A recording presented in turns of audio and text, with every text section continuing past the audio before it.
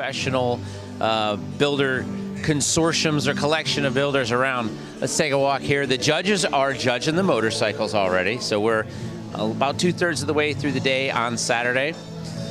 Fantastic bike count, fantastic motorcycles. This bike here, this number 13 Sportster, was built by a local builder here in Lakeland, Mr. Dan Whalen. And we've got people coming from as far as Fresno, California, showing their motorcycles.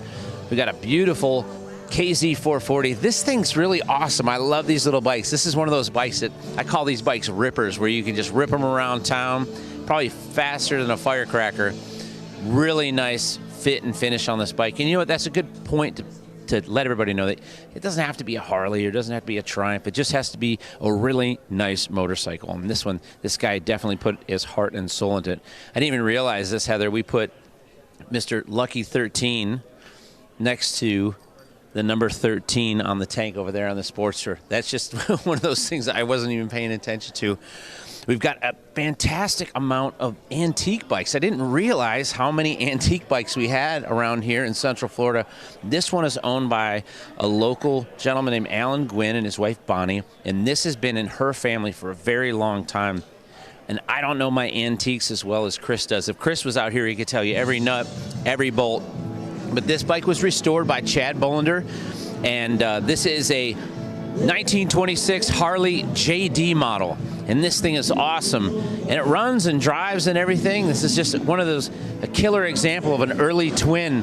What's really cool about these, and I'm starting to learn more and more about the older stuff from Chris and hanging out with Chris and Heather, that they sound, even though they're smaller engines, they sound like a Harley. And so I was surprised to find that. I don't know why. I thought it was going to be kind of like a pea shooter or something. I want to show you this bike here. This thing's really cool. If you know me and you follow me, you know that I'm a sucker for Choppers Inc. stuff. This is a very early Choppers Inc. chopper. This guy that owns this bike, his name was Shad Reed, and Warren Lane was telling me that this bike was built when Shad actually worked with Warren and Billy. This thing is awesome. It's a panhead with a magneto. It's got one of those old vintage, original Choppers Inc. style rear wheels with the knockoffs. This is cool. Probably in need of a fresh coat of paint and a few little odds and ends, but it's a really cool example of a hardcore Florida style chopper. And like I was saying, we had a bunch of what I consider like relic type bikes. This is another one of Chad and John Bollender's bike. They call this the 12-hour bike build. They found this in a barn, and 12 hours later they were riding it. It's pretty awesome. All original rust and patina. The leather on the seat, somehow, I don't know how that held up. That seems to be the first thing that goes with the older bikes. Like this here, this is a real deal, old school knucklehead rider driver. This thing's awesome. You know, if you're just watching and you don't know exactly why they call it the knucklehead, it has to do with the upper cylinder head configuration. Kind of looks like a set of knuckles. And for my money, that's ever been created, hands down, whether it be car, boat, plane, or anything. This bike, this engine in this bike here, to me, I think is the most beautiful engine that Harley's ever produced or anyone's ever produced. It's just really artistic looking. And over the last few decades, these things have gone up in value. I don't know what this one's worth, but this is like an original real deal bike. I bet you this thing's upwards of $50,000 to $60,000 or more. I couldn't even tell you. So, you know, we're pretty proud of some of the vendors that we have here too. And John Jessup and Jim Sanborn from Dream Rides Tennessee and Dream Rides in Stockton, California are here. They brought some of their performance twins, right? This is John's Softail. He built the motor in this, did all this work, and then he rode it from California to Sturgis 2 years ago. It's got leading edge cylinders on it, a lot of Arlen Ness parts on it, Bassani exhaust. He just put the Bassani exhaust on here. He's got the 2-in-1 configuration. And again, for those who don't know, you can do pretty much anything you want to with a motorcycle, right? And the 2-in-1 seems to be the most popular, most favorable choice for the performance guys because of this collector area. And basically what happens here is as the pulse comes out of this cylinder, it creates a low pressure center here that actually draws the exhaust out of the front pipe and speeds that process up. So it actually makes horsepower and torque. It's really cool, and this is a beautiful bike. We got Marty from NAMS Electric, John and Jim from Team Dream Rides, both in Maryville, Tennessee and Stockton, right? So this is John's newest build. This is his Road Glide that he rode to Sturgis this year. Again, he's got the leading edge performance cylinders on it. It's got him an alloy arch swing arm in the back, Fab 28 pipe, beautiful paint job on this, and he's got the BST carbon fiber wheels. These wheels weigh less than the tires that are on them. These wheels are awesome, and he had them painted to match, so you can't really see the carbon fiber unless you're really up on it with some light, but this translucent paint, you can see the carbon fiber in the wheel spokes. It's really nice. And these are the new Arlen Ness fork lowers and 6-piston calipers. Now, those of you that are Cycle Source, avid Cycle Source readers, are going to recognize this bike. We did a full feature on this bike about a year ago, and this is John's Mike Rowe frame, or Rowe-framed Pro Street. It's got a Patrick Racing engine in it, RB racing pipe, super fast, really nice tank from Brian at TPJ Customs. Really nice bike. This one's pretty cool. This is a nice little throwback to how bikes were built in the early 2000s. It's got a really bitchin' tubular swing arm here with this really neat. It's almost artwork back here how the shock mount goes on. Fantastic bike. He called this his Spearfish Special. We've got lots of different competition classes here at the Wheels of Steel, and we had this gentleman brought out there. Kind of almost looks like the old ZZ Top car, like a 32 Ford Eliminator kind of sidecar. It's really neat, and that's bolted to a Triumph rocket, which is ironic because somebody who's known throughout the industry in the last few years especially has got a really strong following in the Triumph community, Jared Weems. Jared Weems, of course, built Hollywood Run. He also built, I don't know what the name of the first one was, but he actually replicated a motorcycle that never existed from a David Mann painting. It's awesome. He searched the planet to find certain proprietary parts, and this is his new drag bike. And this is the first time it's been seen in public, and this is going to be born free. This is going to feature a Triumph engine with a swing arm style frame, and he's worked tirelessly on this to build something that's really going to wow the crowd at Born Free next year. It's going to be pretty awesome. All right, we're going to move down here. Really nice shovel head chop from Rich Ruck at It'll Ride Choppers. Let's take a look at some of these motorcycles here. Let's start down at the end here because we have a collection of about 20 bikes in here that run the gamut from high neck choppers, like the Twisted T chopper built by Flatbro Customs. We've got an original Jessie James CFL choppers for life here. This bike here, this bike's been in catalogs, it's been on calendars, and we have it here at the Central Florida Wheels of Steel. This is a choppers for life built by Jessie James. All the right proper parts. Hot dog paint job. Original Long Beach CFL. If you notice here, see if I can get Heather to zoom in on it when she's done zooming in on the tank. It has its own vanity plate from the state of Florida, and I've got a funny story to tell you here about this. So if you look at the license plate, it says CHPRFKR. Now, those of you that have been around for a minute may know what the rider was intending here, but I happen to know the owner of this bike, and so he went to the Department of Motor Vehicles here in Florida and applied for this vanity plate, and the clerk at the DMV said, "Now, what does that stand for?" And he says, "Well, I own several West Coast choppers, and I take them to elementary schools, and I take kids for rides on them. So this stands for Choppers for Kids Riding." And the state of Florida actually approved this license plate. And you can't put smoke back in the bottle, as they say. So he has this license plate, this vanity license plate that's been around for quite a few years. So it's kind of a funny little anecdotal story that, every once in a while you get away with one of them. But yeah, this thing's it's a neat bike with a neat story. It's got some hell-bent pipes. Some of these parts here, you know, if you follow Jesse James and West Coast Choppers, this is back when they were based in Long Beach, and now they're based out in Austin. And some of these parts they're quite frankly aren't available anymore. So this is a real deal Long Beach bike.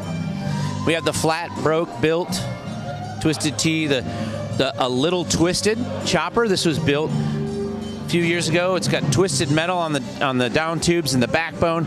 There's something on this bike. This is one of those bikes that every time I look at it, I see something a little different. I want to show you down here, this area here, under the oil tank, in front of the battery. They actually, the dudes over at Flat Broke went and twisted the down tube from the seat area down that gives it the lateral support with the motor mount and everything. You know, you don't know, a lot of these guys, when they build these bikes, they put so much work into them. It's not always about how much you spend. Sometimes it's about how much time you spend. Check out those front wheels. So he's got a set of invaders here, right? And they've twisted them at different lengths. You have to really understand how metallurgy works and how to use your tools like torches and things like that to keep these laser straight, so that the wheel goes down the road nice and true and still has all the structural integrity that you need to still be a wheel on the front of a motorcycle like this. We've got a Thunder Mountain in the house. Of course, Thunder Mountain's not necessarily around anymore, but this was a bike that was done in partnership with the motor company. A lot of Harley parts on that bike. It's got a Jim's 120, I believe, in it. It's got a nice big engine. This bike here is nothing short of amazing. It's not quite 100% finished yet, but it was built by Hammer Studios. That's Casper Bransky. Look at the metal craftsmanship on this bike. This is one of those bikes that every time you walk up to it, you see something else that the owner and builder put a ton of work into. And it's just absolutely gorgeous. And I can't wait till this bike is actually completely finished. Heather's showing you the swing arm area now.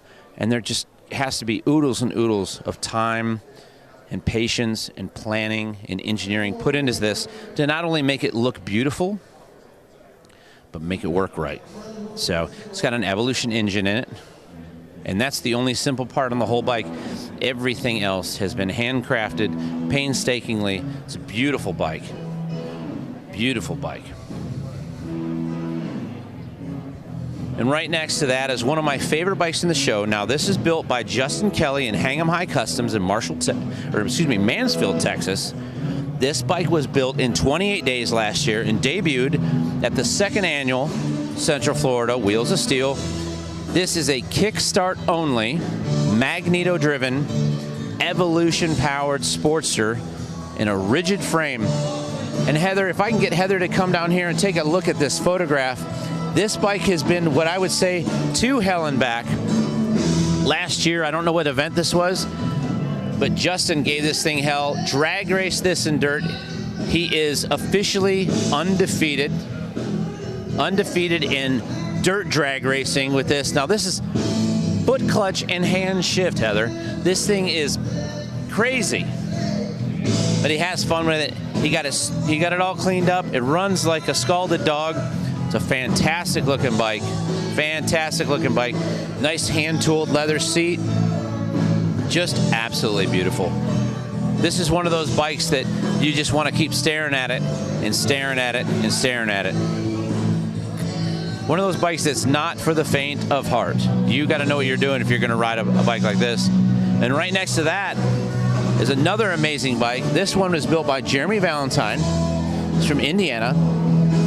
Joker Cycle Works. And the name of this bike is Why So Serious? And I don't know why he's so serious, but he's seriously cool.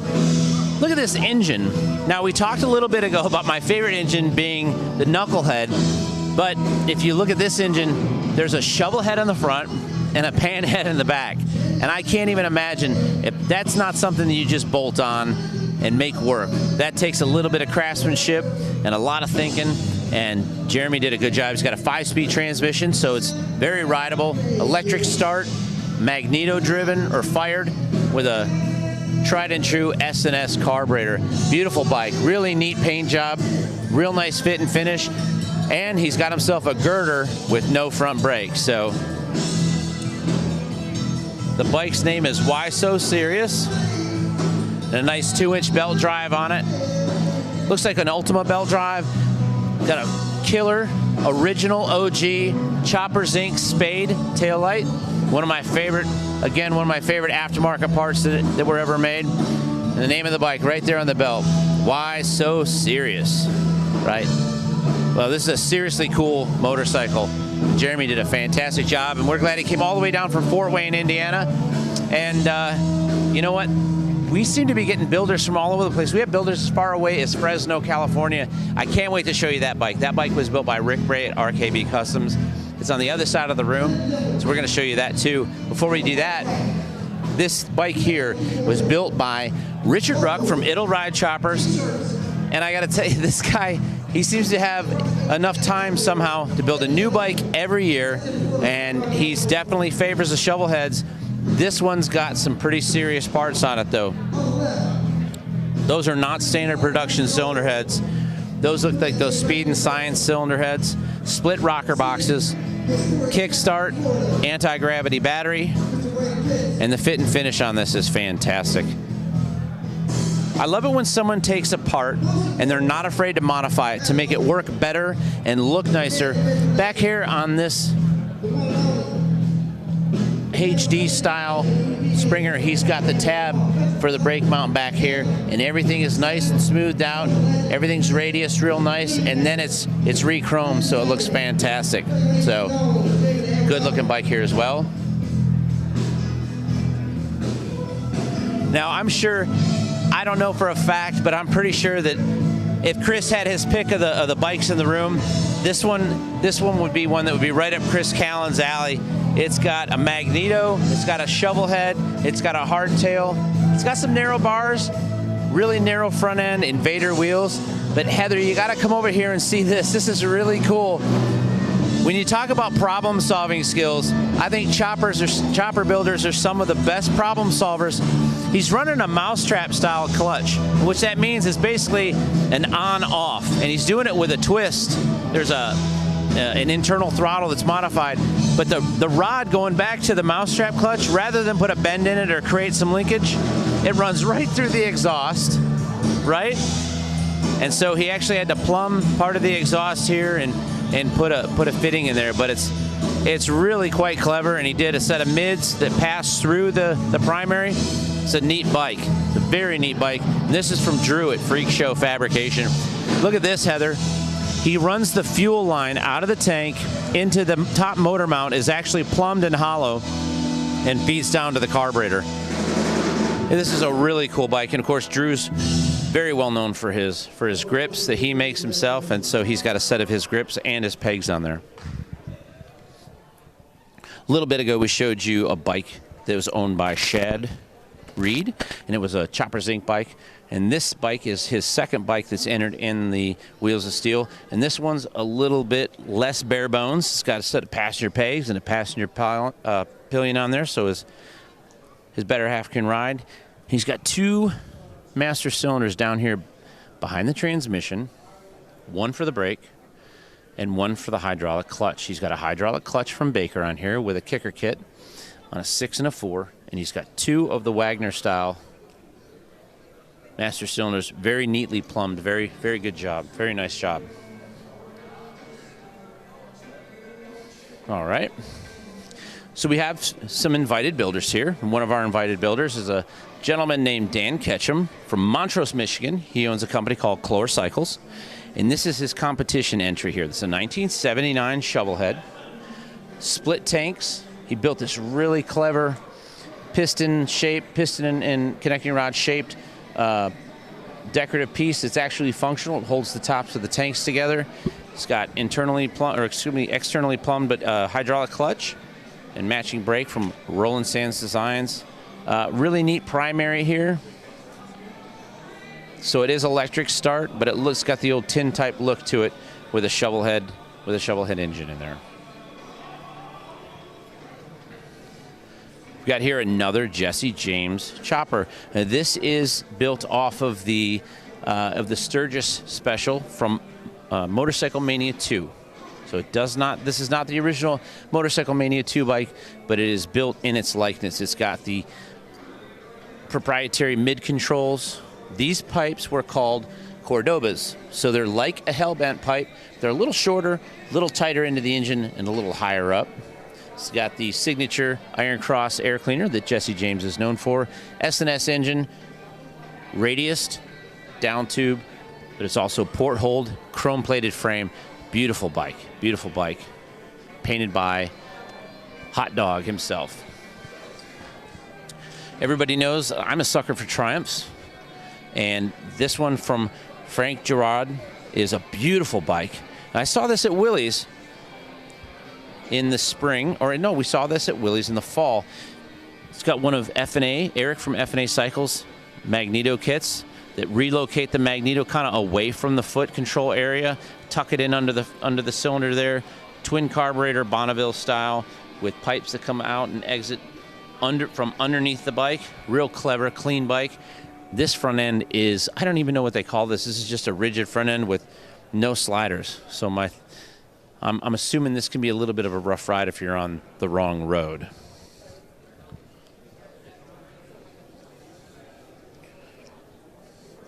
Get in there some of the detail shots on this engine. Very simple bike. This is one of those bikes that's done very simply. It's not overdone. Everything's right where it's supposed to be. I was talking with the owner a little bit ago, and his wife did all of the leather work on the seat here. It's really nice webbing work. Very nice seat. Very well stitched. And matching leather grip covers as well. So one of our invited builders that came back for the third year is Corey Souza, and when we come back, we're going to go over Corey Souza's bike. That showed you only one half of the room here,